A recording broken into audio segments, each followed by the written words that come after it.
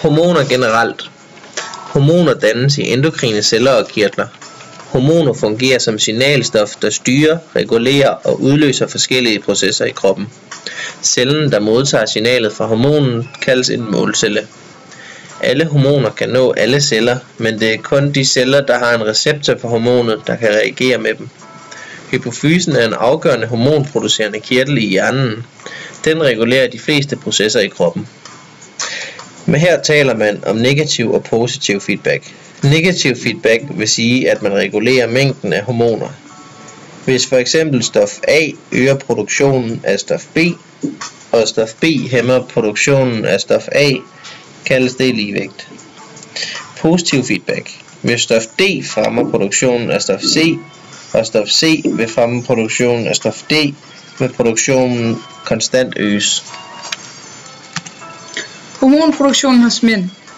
Hypofysen starter produktionen af FSH og LH i den tidlige pubertet.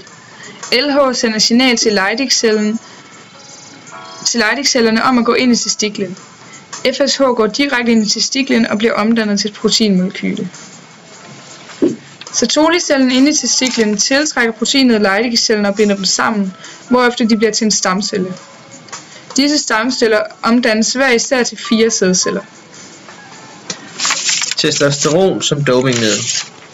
Hvis man sprøjter testosteron ind i blodet, vil det hæmme den naturlige produktion af LH og FSH.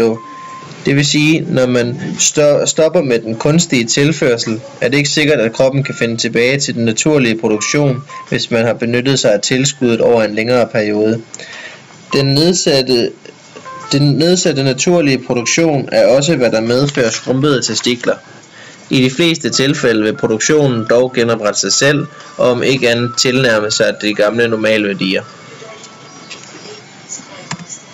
Hormonproduktion hos kvinder.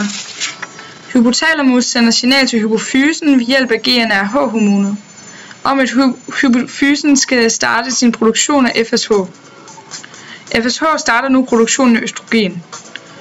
Østrogen undertrykker FSH-produktionen og stimulerer LH, der fremmer væksten af folliklen.